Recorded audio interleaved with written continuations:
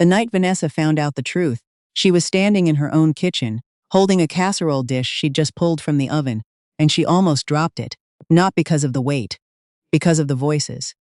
Her mother-in-law Helene's voice carried the way it always did, low and deliberate, the kind of voice that expected to be obeyed. And her husband Callum's response, careful, rehearsed almost, drifting through the thin wall between the kitchen and the den. Vanessa set the dish down without a sound. She'd been married to Callum for 6 years.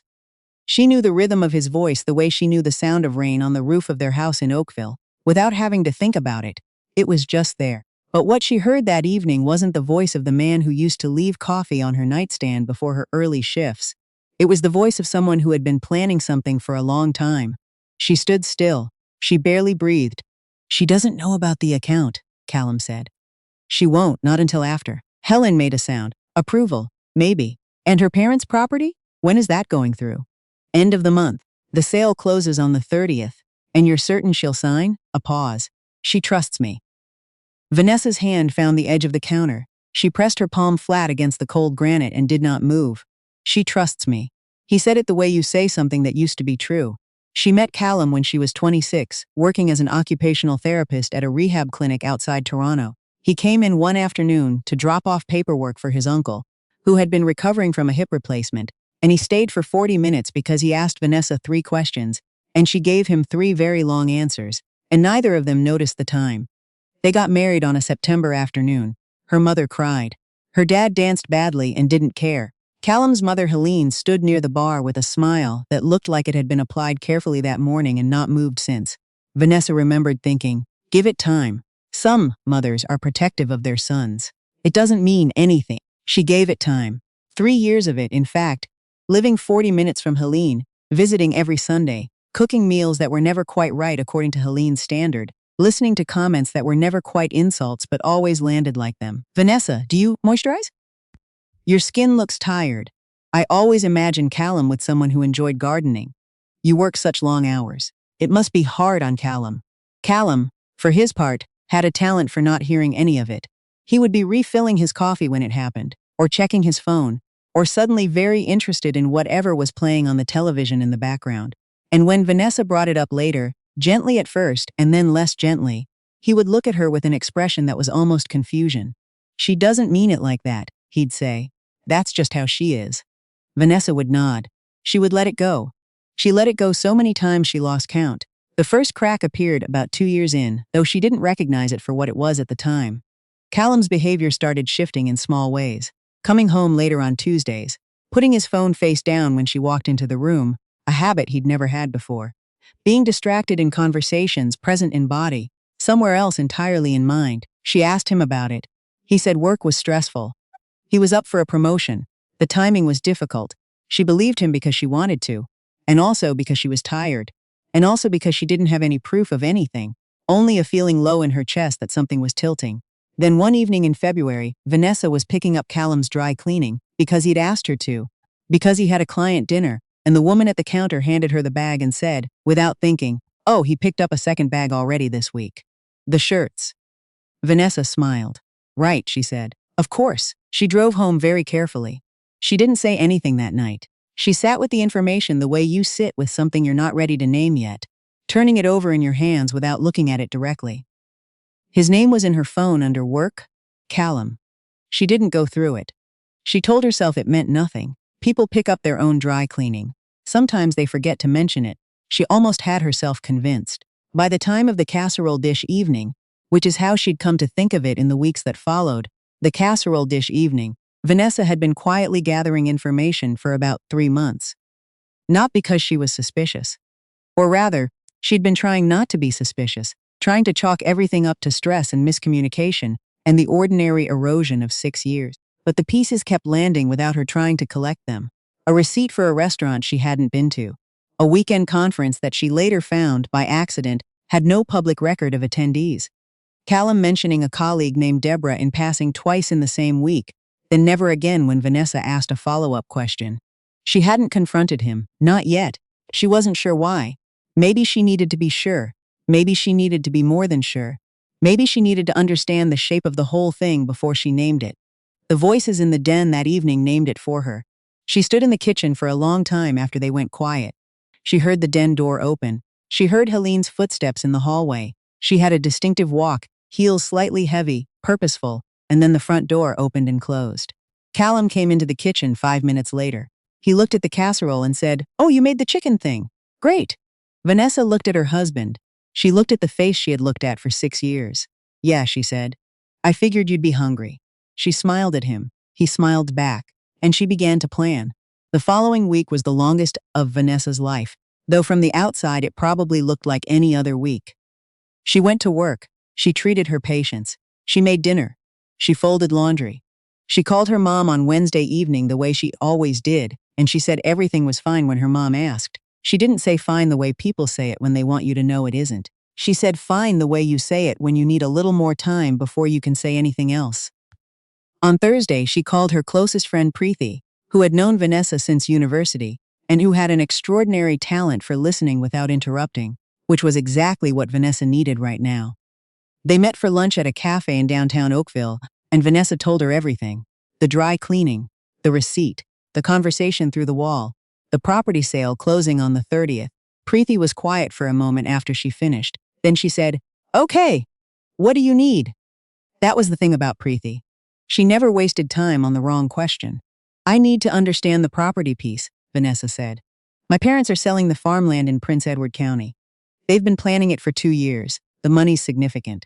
I need to know if Callum can get access to it. Do you have a joint account?" "Two. But the land sale goes to my parents first. It's their asset. They mentioned wanting to help us with the mortgage. They've been talking about giving us a portion." Preeti was already pulling out her phone. "I know a lawyer. Her name's Rochelle. She does family law. I want you to call her tomorrow." Vanessa looked at her coffee. "If I call a lawyer, it means I've decided." "You decided the night you stood in the kitchen and didn't say anything," Preeti said, not unkindly. "You're just catching up to yourself."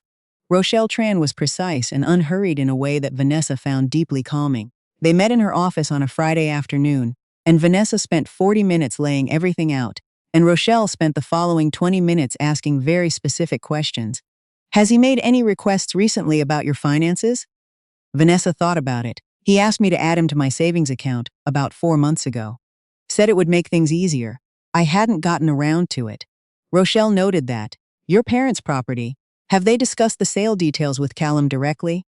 "My dad mentioned it at dinner a few months ago. He was excited. It's been in the family a long time. And you said the sale closes on the 30th. That's 18 days away." "Yes. My strong recommendation," Rochelle said, folding her hands on the desk, "is that you speak with your parents before that date. Explain the situation, as much as you're comfortable sharing, and make sure they understand that any gift to you should be structured as your separate property, not marital assets.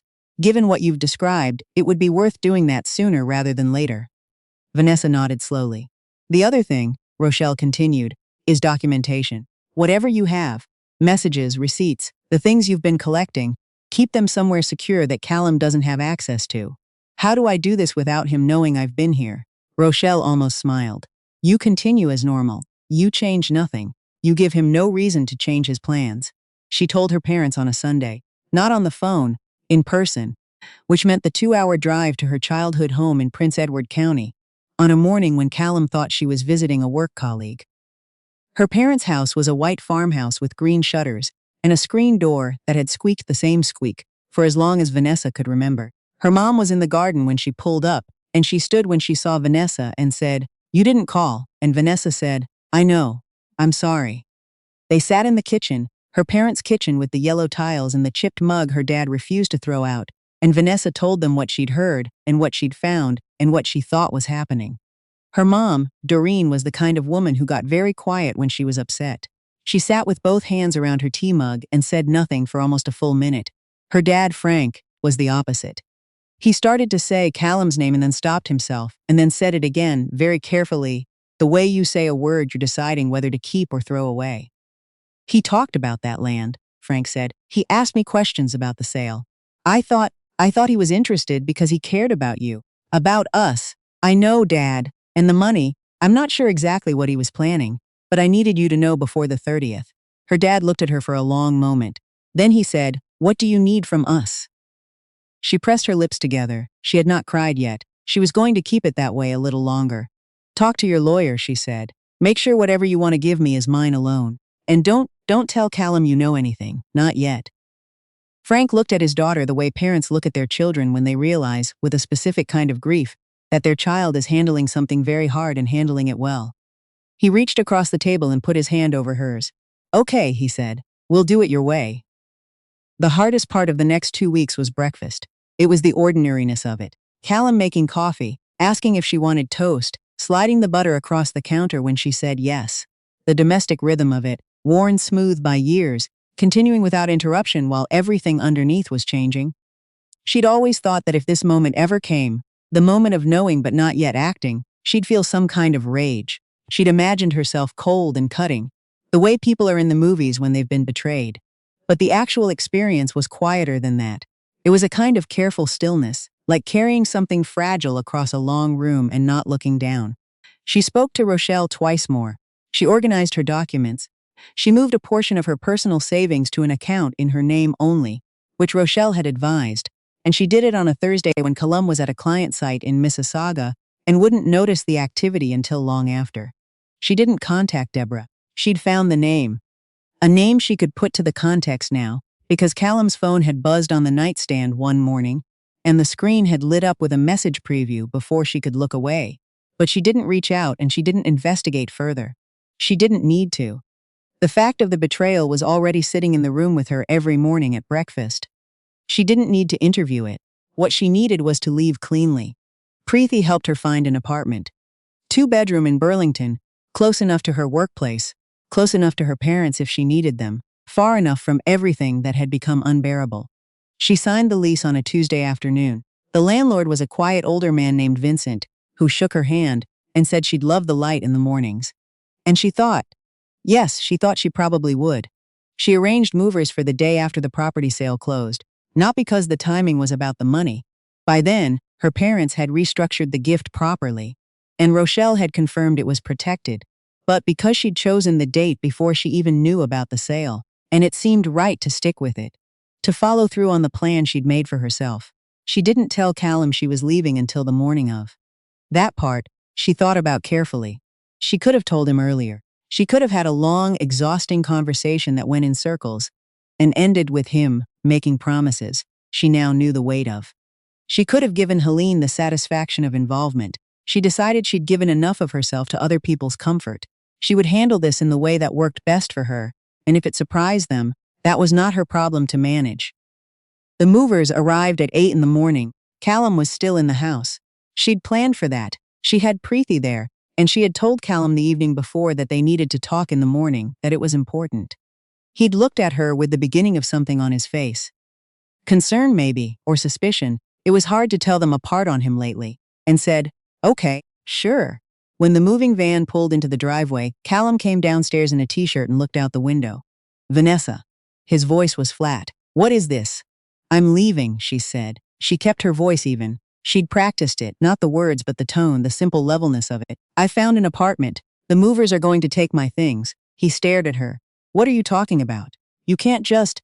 I know what you've been doing, she said, not with anger, not with the heat she'd expected. Just plainly, the way you state a fact you've had time to live with, the account you were trying to get added to. The questions you asked my dad about the land sale, the plan you made with Helene. His face changed. She watched it happen. The layer of ordinary morning coming off, something harder underneath. You were listening. I was in my own kitchen, she said. He started toward her. Vanessa, just let me explain. It's not what you think. The account thing was just… Callum. She looked at him. The movers are here. I'm going to let them do their job. I've already spoken to a lawyer. Rochelle Tran. She's very thorough. Everything I'm taking today is documented. I'm not taking anything that's jointly ours. He went still. I need you to step back, she said, and let me do this. He didn't move for a moment. Then, something in him seemed to make a calculation she couldn't fully see, and he took a step back. He sat down on the couch and he looked at his hands. She nodded to Preeti, who was waiting near the door. The movers came in.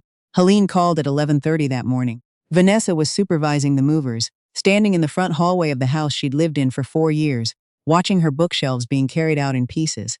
Her phone buzzed in her pocket and she looked at the screen. She let it go to voicemail. Helene did not leave a voicemail, that small fact. No voicemail, told Vanessa something she'd suspected for a long time. Helene's power was in rooms, in presence, in the low, deliberate voice, and the carefully applied smile. Over the phone, alone, without an audience, she had less to work with. Vanessa put her phone back in her pocket and went to make sure they'd remembered to wrap the mirror from the spare bedroom. The apartment in Burlington had southern light in the kitchen. Vincent had been right about that. Vanessa's first morning there, she woke up and lay in the unfamiliar quiet and waited for the feeling that was supposed to come. The grief, the loneliness, whatever it was supposed to be after the end of 6 years. It did come, eventually. It came in pieces over the following weeks. On a Tuesday when she made too much pasta, and remembered that she used to make too much pasta on purpose, because Callum always wanted leftovers. On a Saturday morning when she reached for her phone to call her mom, and then couldn't immediately remember why she felt like crying, and then remembered, and called her mom and cried anyway. Doreen was on the phone in under 2 rings. She always was. "Do you want me to come?" her mom asked. "No," Vanessa said, and then, "Actually, yes. If you're not busy." "I'm not busy," Doreen said, which they both knew meant, "I was waiting for you to ask." The legal process was not fast, but Rochelle was as thorough as Vanessa had promised Callum she would be. Callum's lawyer made 2 attempts at contesting certain financial claims. Both were addressed. Helene sent one email, formal and unusual in its formality, implying that Vanessa had acted rashly and could still reconsider. Vanessa read the email twice, replied to say she had received it, and filed it with Rochelle. The divorce was finalized 7 months after Vanessa moved out.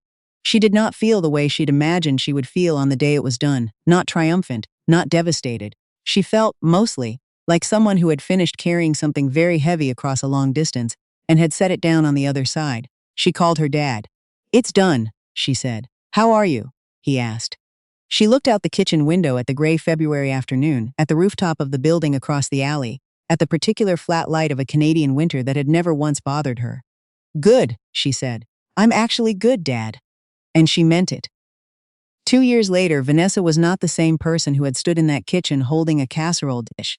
Though she carried that person with her the way you carry any version of yourself you've been through something with. She'd taken on more clients at the clinic. She'd started running again, mornings, along the waterfront trail, in all weather except freezing rain, which she drew the line at.